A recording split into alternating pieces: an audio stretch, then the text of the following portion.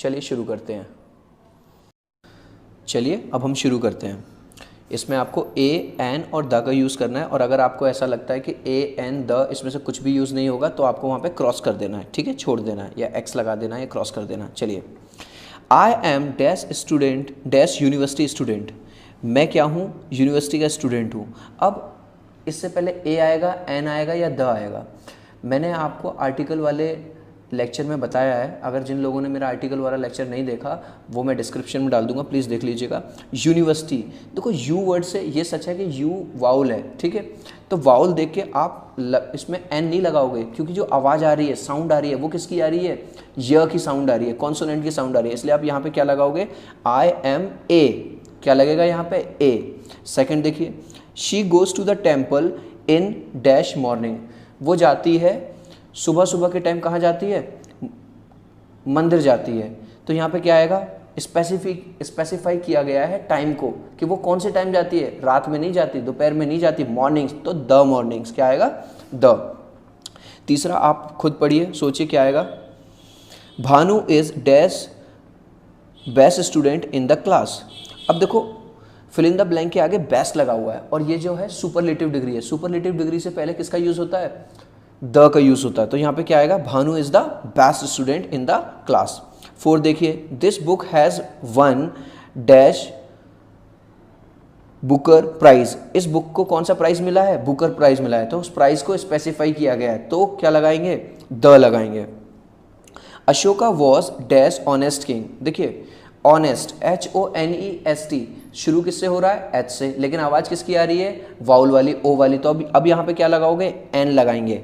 फिर से मैं आप सबको बता दूं, अगर आपने मेरी आर्टिकल वाली वीडियो नहीं देखी है वो मैं डिस्क्रिप्शन में डाल दूंगा, उसे देखने से आपको बहुत ज़्यादा हेल्प मिलेगी इस वर्कशीट को करने में। I met dash girl in the store dash girl was beautiful. तो अब मैं एक लड़की से मिला स्टोर में, तो क्या आएगा? ए आएगा। आई मैट अ गर्ल। अब दोबारा गर्ल से पहले फिल इन द ब्लैंक है, यहाँ पे ए नहीं आएगा। देखो उसी लड़की की बात हो रही है जो लड़की स्टोर में मिली थी, वो ही लड़की क्या थी? सुंदर थी। तो क्योंकि स्पेसिफाई हो रहा है, डेफिनेटली स्पेसिफाई हो रहा है, तो अब हम क्या लगाएंगे? The girl was beautiful. इसका मतलब 6th में पहले में तो आएगा ए और बाद में आएगा the. She returned after dash hour. अब सोचो क्या आएगा? Hour, HOUR, hour. तो आर में किसकी आवाज़ आ रही है? वाउल की आवाज़ आ रही है, जबकि शुरू किससे हो रहा है? कॉन्सोनेंट से। तो अब यहाँ पे क्या लगाएंगे आप? यहाँ पे लगाएंगे an. There is dash institution for dash blind in this city. एक इंस्टीट्यूशन है, एक संस्था है, इंस्टीट्यूशन, क्या लगाएंगे? एन लगाएंगे। लेकिन ये जो इंस्टीट्यूशन है किसके लिए? ये स्पेसिफिकली ब्लाइंड लोगों के लिए है। तो ब्लाइंड स्पेसिफाई कर रहा है, केवल ब्लाइंड लोगों के लिए, तो क्या लगाएंगे इससे पहले? द का यूज़ करेंगे। किसका यूज़ करेंगे? द का। I bought a pair of shoes. देखो ए नहीं है यहाँ पे, I bought dash pair of shoes. अब पेयर को देख के या शूज़ को देख के कन्फ्यूज़ मत होना। देखो कभी भी हम जूते खरीदते हैं तो जूता कभी भी एक पैर का तो खरीदेंगे नहीं, जूता हमेशा पेयर में खरीदा जाता है। तो आप इसे सोच के कन्फ्यूज़ मत होना कि ये प्लूरल है। तो क्या आएगा यहाँ पे? ए आएगा। जो पेयर बना, जब दो जूतों से मिलके क्या बनता है? एक पेयर बनता है। दो जूतों से मिलके क्या बनता है? एक पेयर बनता है, इसलिए यहाँ पे ए का यूज़ होगा, ठीक है। They are staying at dash hotel. Simple है, they are staying at dash hotel. वो कहाँ ठहरे हुए हैं? एक होटल में ठहरे हुए हैं। तो क्या लगेगा होटल से पहले? ए। क्या लगेगा? A. I think dash woman over there is a famous actress. यानी देखो वो वाली औरत जो वहाँ पे खड़ी है, वो पर्टिकुलर औरत, वो क्या है? वो फेमस एक्ट्रेस है। वो फेमस क्या है? कोई हीरोइन वगैरह है। तो उस औरत को क्या किया जा रहा है? स्पेसिफाई किया जा रहा है। तो क्या आएगा? द का यूज़ होगा। किसका यूज़ होगा? द का। I read dash amazing story yesterday. अब देखो मैं इसे रीड नहीं पढ़ रहा, मैं इसे रेड पढ़ रहा हूँ, क्योंकि लास्ट में सेंटेंस में क्या दिया हुआ है? येस्टरडे। और पास्ट इंडेफिनिट है ये। पास्ट इंडेफिनिट के अफर्मेटिव में क्या होता है? सब्जेक्ट के साथ मेन वर्ब की सेकंड फॉर्म। और मैं आपको बता दूं, शायद आपको ऑलरेडी पता होगा कि रीड को फर्स्ट फॉर्म में रीड पढ़ते हैं, लेकिन सेकंड और थर्ड फॉर्म में उसे रेड और रेड पढ़ते हैं, और स्पेलिंग क्या रहती है? बिल्कुल सेम रहती है। तो यहाँ आएगा I read an amazing story yesterday. An I was in dash Japanese restaurant. मैं कहाँ था? जापानीज रेस्टोरेंट में था। तो अब जापानीज से पहले क्या आएगा? A I was in a Japanese restaurant, dash restaurant served good food. देखो जैसे ऊपर आया ना उस लड़की के लिए, ऊपर आया था उस लड़की के लिए, ऐसे ही अब रेस्टोरेंट की बात दोबारा हो रही है तो उसी रेस्टोरेंट की बात हो रही है, तो अब क्या लगाएंगे, स्पेसिफाई हो गया रेस्टोरेंट, द लगाएंगे। क्या लगाएंगे, द। 14th देखिए, I live in dash apartment, the apartment is new. फिर से देखो मैं किस में रहता हूँ, I live in an apartment, क्या लगेगा अपार्टमेंट से पहले, एन लगेगा, कोई प्रॉब्लम नहीं है। लेकिन अब डैश अपार्टमेंट इज न्यू, क्योंकि उसी अपार्टमेंट की बात हो रही है जिसमें मैं रह रहा हूँ, दोबारा से स्पेसिफाई हो गया, दोबारा से उसी चीज़ की बात हो रही है, तो अब क्या लगेगा, द लगेगा। आई होप आपको क्लियर हो रहा है। I would like dash piece of cake, I would like a piece of cake, simple है। A we have dash beautiful garden, हमारे पास क्या है, ब्यूटीफुल गार्डन है। ए क्या आएगा, we have a beautiful garden. फिर से गार्डन स्पेसिफाई हो रहा है, dash garden is full of roses, वो गार्डन किससे भरा हुआ है, द गार्डन। कौन सा गार्डन, वही हमारा जो ब्यूटीफुल गार्डन है, वो ही फुल ऑफ रोजेस है, यानी वो गुलाबों से भरा हुआ है, तो अब क्या लगेगा, द लगेगा, स्पेसिफाई हो रहा है।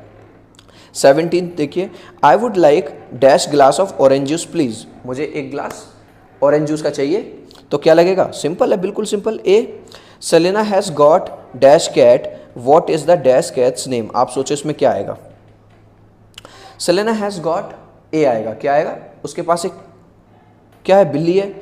अब देखो उसी बिल्ली की बात हो रही है, तो फिर से क्या आएगा, what is the cat's name, उस बिल्ली का नाम क्या है।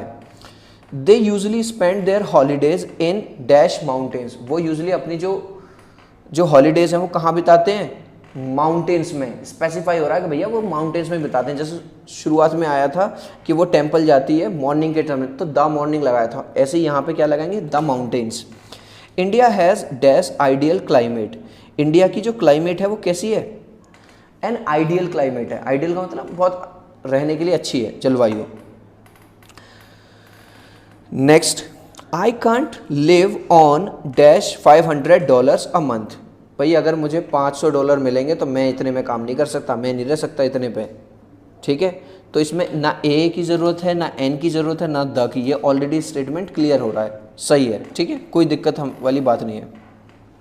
नेक्स्ट देखिए, समवन कॉल डैश पुलिसमैन, और इसी के नेक्स्ट देखिए, समवन कॉल डैश पुलिस, ये थोड़ा सा आपको कंफ्यूजिंग लग सकता है। देखो अगर मैं बात करूं पुलिसमैन की, तो पुलिसमैन सिंगुलर है, पुलिसमैन क्या है, किसी एक पुलिस वाले की बात हो रही है, तो जब समवन, तो यहाँ पे क्या आएगा, someone call a policeman, someone call, कोई भैया किसी पुलिस वाले को बुला दो यार, समवन कॉल अ पुलिसमैन।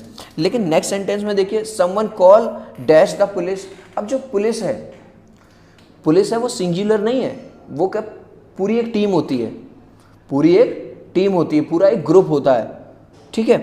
तो समवन कॉल, अब आपको पता है कि जो डेफिनेट आर्टिकल है द, वो सिंगुलर नाउन से भी पहले यूज हो सकता है, प्लूरल नाउन से भी पहले यूज हो सकता है, और अनकाउंटेबल से भी पहले यूज हो सकता है।